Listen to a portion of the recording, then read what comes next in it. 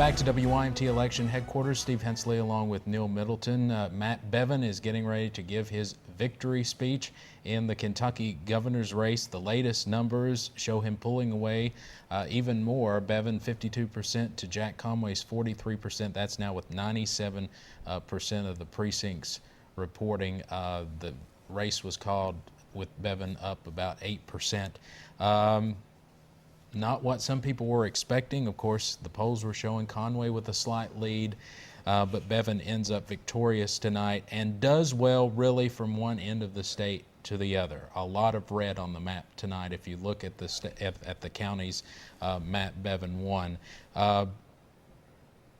We understand his running mate is speaking now. We may listen to part of that. Another historic aspect of this election, Janine Hampton will be the first African-American lieutenant governor. So why don't we listen to some of her speech right now? This is truly amazing. I mean, it's awesome. I'm speechless, actually, for those of you who know me. Or to getting to work for Kentucky, I have a platform now to talk about entrepreneurship and education and being an example to those who don't believe they can achieve the American dream, because I'm here to say it is possible.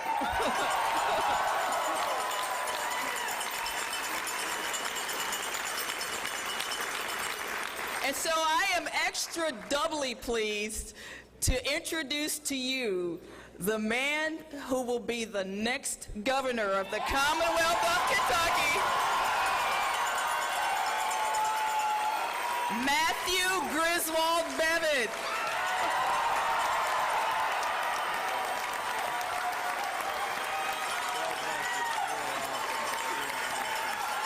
Thank you all. Wow. Thank you. Good to see you, man. Thank you all very much. I'll tell you, what an extraordinary night this is. I'll tell you what is awesome, that this is a race that is a collective effort. You all are the wind behind us. You all were the momentum that brought this forward. You all represent those who, from east to west, from north to south, are why we indeed will be the next governor and lieutenant governor of this Commonwealth of Kentucky.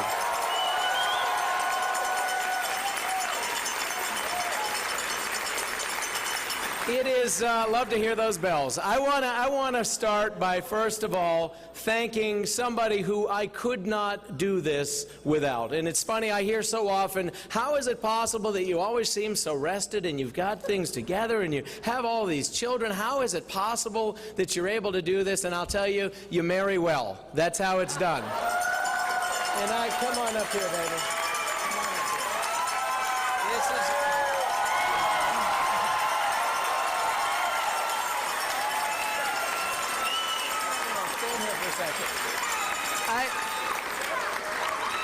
My wife is somebody who does not love a lot of fanfare. She's a fairly quiet woman. She's an extraordinary mother. She hates me for doing this to her. But I'll tell you what, this is an extraordinarily strong person, somebody who is gracious, somebody who will make a fantastic First Lady for the Commonwealth of Kentucky.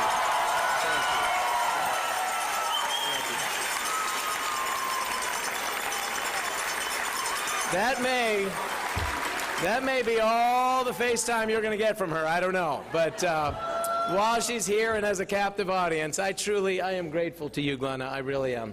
Thank you. And God bless you. Thank you.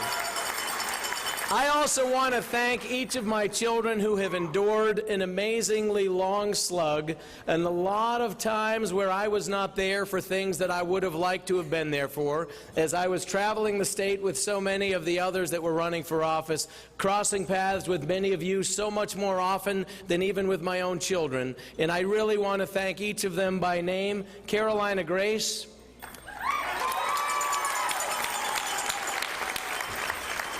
Mackenzie Elizabeth. I'll just go to the first names. It could be a long time. I'm going to go to Madison, Olivia, Sophia, Isaac, Lydia, Jonah,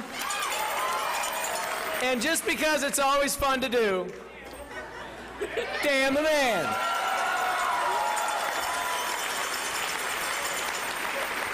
I am grateful to you. A little while ago, I had an opportunity to hear from Jack Conway, who very graciously reached out and conceded this race, and it is something I was grateful for. We had a good conversation about several things, not the least of which is that we have much work ahead of us, and that we are Republicans and Democrats, and that we are one Kentucky at the end of the day, and we have much work that must be done.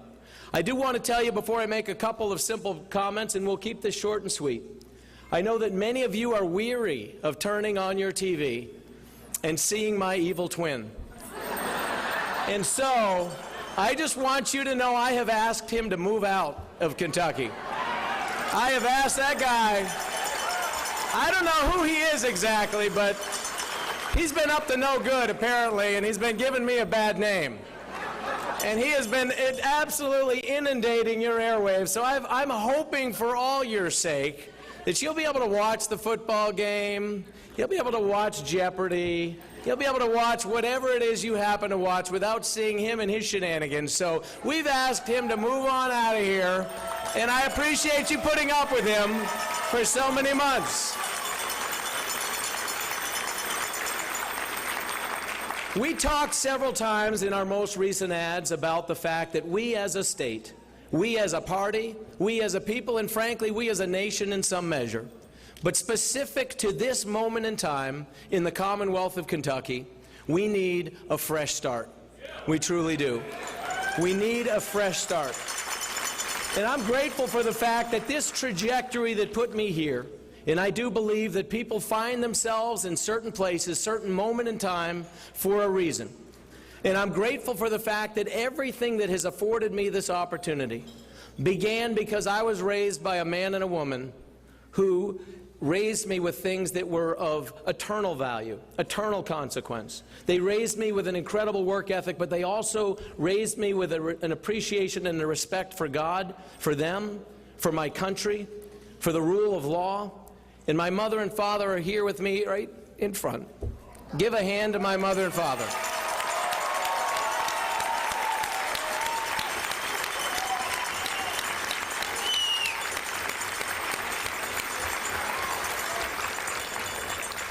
We are truly blessed. I have other siblings here as well. One of my brothers, one of my sisters, a lot of my nephews are here, and I'm grateful to you all for being here. I truly am. And I'm grateful for the trajectory that you launched me on. My mother told me earlier she thought she liked it a little better when I was the president of the 4-H club and not the governor of a state, or the governor-elect in this case.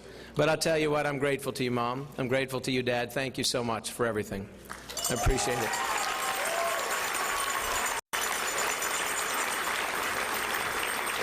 I will simply say this, at the risk of bringing us down, I do want us to remember that the task before us has only just begun. It truly has only just begun. And that while there are people in other rooms just like this in other parts of this state that are disappointed tonight, who have poured for various reasons and in various ways themselves into campaigns, and things did not turn out as they had hoped for, and yet my hat is off to every single individual. From my immediate opponent, Jack Conway, and Drew Curtis, who I also heard from, to those that ran in the down-ticket races on both sides of the aisle, to all the men and women who have put themselves forward, it is at times a thankless task. And I'm grateful to those who have done so, because it is the very thing that makes the fabric of this nation strong when we continue to weave ourselves together with disparate ideas, different ideologies, different perspectives. This is the strength and the beauty of America. It truly is. And I'm grateful to those who have run. I'm grateful for the fact that while we have great opportunity ahead of us, and while it will be a great amount of work, that we have this kind of enthusiasm, this type of encouragement. Because this is the chance for a fresh start. It truly is, and we desperately need it. I'm grateful for the fact that we, and when I say we, I mean all of you, have run this race our way. And by our way, what I mean is we have not chosen to climb into the trough. We have chosen to take the proverbial high road, and this is good because I believe this offers us an opportunity to change the tenor of what has become expected in the world of politics, that we have become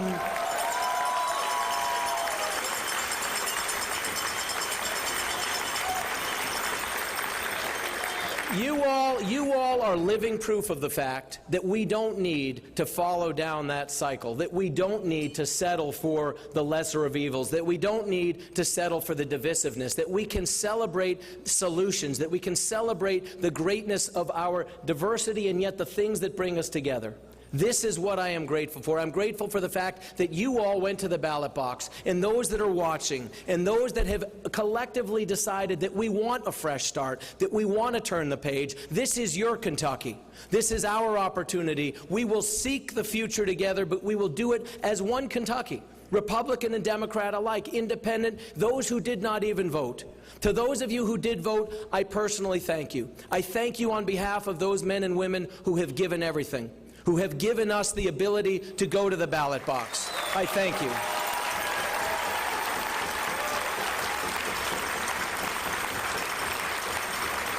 For the 1.5 million Americans who have given their lives in uniform of our nation's military, for the men and women who have given their lives in the uniform of our police officers and our firefighters and our other first responders. These are people who did not have the ability to vote, but because of the fact that they have gone into places and done things that we did not want to do, that some of us were not even able to do, but they were willing and able to do these things, they have afforded us the very ability to be here tonight, freely assembled, freely speaking, and having the very privilege of the ballot box. And so our hat is off to those of you who have given everything and to your families who are watching tonight.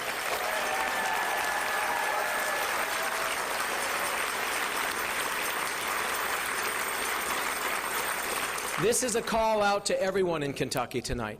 Whether you voted for me, whether you didn't vote for me, whether you voted or didn't vote, this is your Kentucky. This is your America. This is our opportunity to come together as one. We have much work ahead of us. I've said it often on the campaign trail, but Thomas Edison noted that most people in life miss opportunity. He said they miss opportunity because it usually shows up in overalls and looks like hard work. And indeed, it's true. Indeed, it is true. We have much hard work ahead of us, but we have extraordinary opportunity. We are blessed with things in this state you could not buy at any price. We are blessed with an abundance of resources. We are blessed with an incredible set of values that the vast majority of Kentuckians hold, the core Christian values that this nation was built on. And while some will apologize,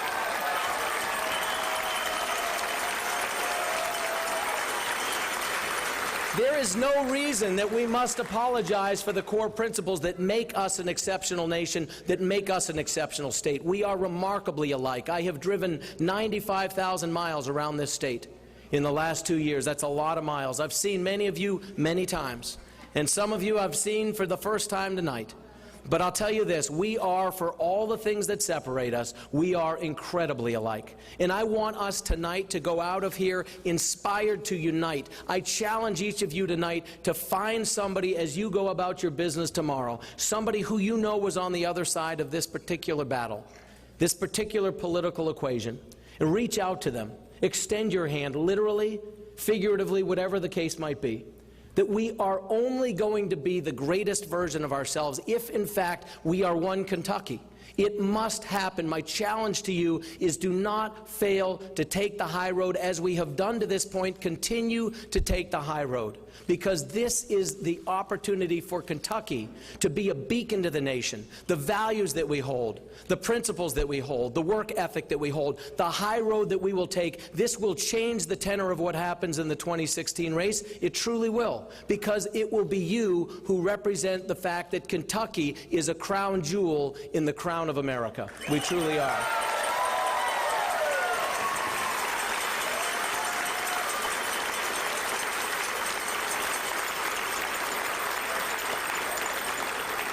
I will simply say this in closing. I am grateful to you. I am more grateful to you than I would be able to express even if I were to try. I'm humbled by the challenge before us. I'm humbled by the opportunity before us. I'm grateful for the fact that you have been so generous with your support to so many others who have run as well from the conservative side of the aisle. And I'll tell you, while I'm a Republican, and I've always been a Republican, and I'm proud for the fact that this is a great night for the Republican Party in the state of Kentucky. I'm also grateful for the fact that, even more importantly, this is a great night for conservatives in the state of Kentucky.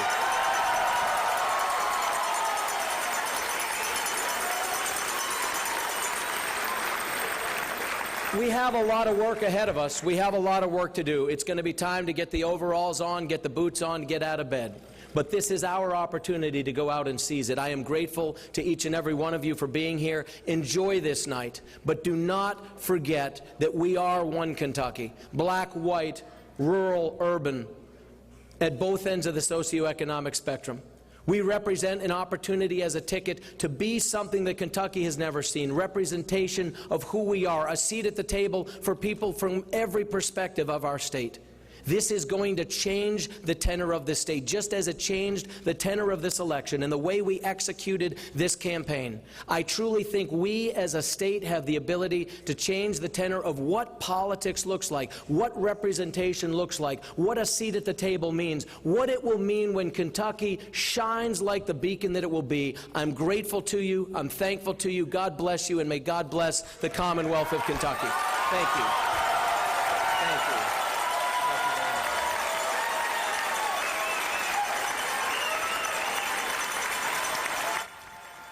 All right, Matt Bevin wrapping up his victory speech tonight at the Gaunt House in Louisville.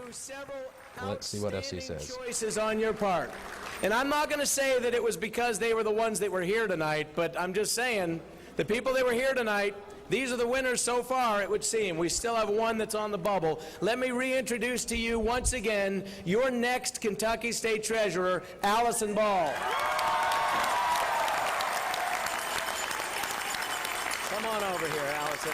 Congratulations. Congratulations. Outstanding. Let me introduce to you one more time your next Commissioner of Agriculture, Representative Ryan Quarles.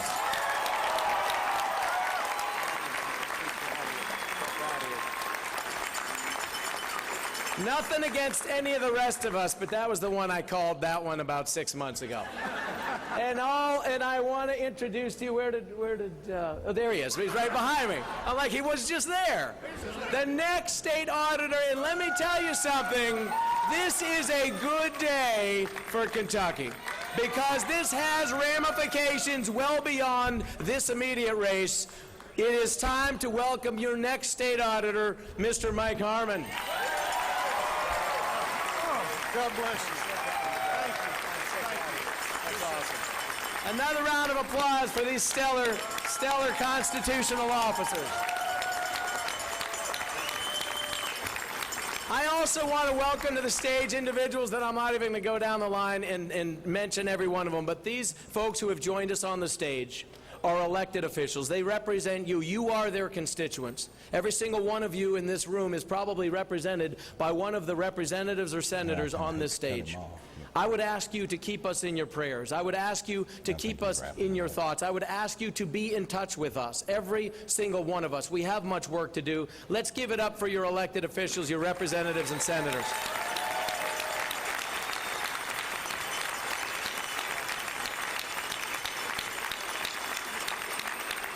I do want to single out one guy, and I will only do it because he is the leader of the Senate, our Senate President, Robert Stivers. Glad to be here, man.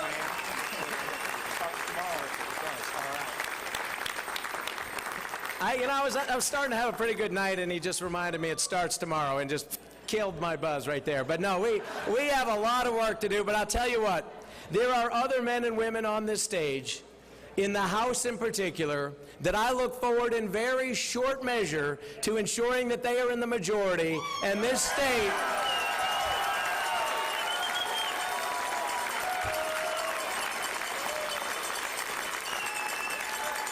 I'm telling you what, good things are coming to Kentucky.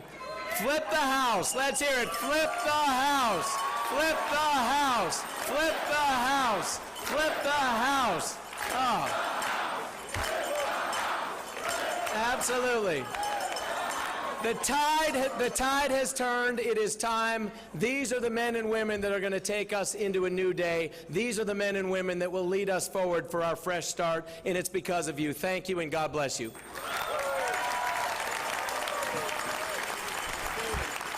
All right, Matthew Griswold Bevin, and I had no idea Griswold was his middle name until tonight. 48 years old, the father of 9 children. The new governor of Kentucky, so calling it a great night for Republicans, a great night for conservatives. You saw him introduce there the other Republican winners. He did not introduce Whitney Westerfield, and he was running against Andy Beshear in the Attorney General's race. And while he was giving that speech, the race has been called for Democrat Andy Beshear, the son of Governor Steve Beshear, which ended up being the closest race of the night. It's still technically 50-50, but with 98% of precincts in, Beshear has about a 3,000-point lead in that race, one of several close races tonight.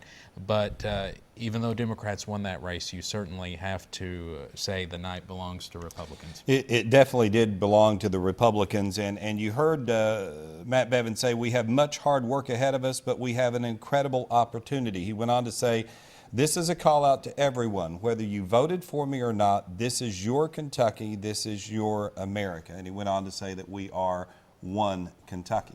And obviously, you heard him say flip the House at the end of his speech. They're hoping this momentum carries into next year's elections. And just before Bevin spoke, I was listening to House Speaker Greg Stumbo speaking at the Democrats' party in Frankfurt. I wrote down a couple of notes, and Stumbo was trying to be optimistic. He was saying tomorrow is a new day. He said, quote, our message has to be reflected upon. We can't let them, meaning Republicans, miscommunicate what our core values are. The challenge for the party who believes in middle-class values is to get back up.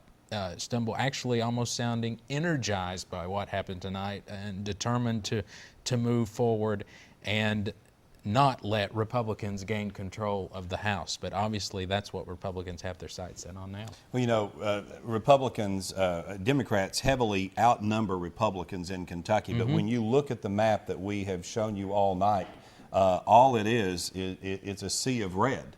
And there are just a few blue splotches. And if you were looking at it, you would think this was a Republican state. Absolutely. And it's not. I think the Democrats outnumber, what, 2-1?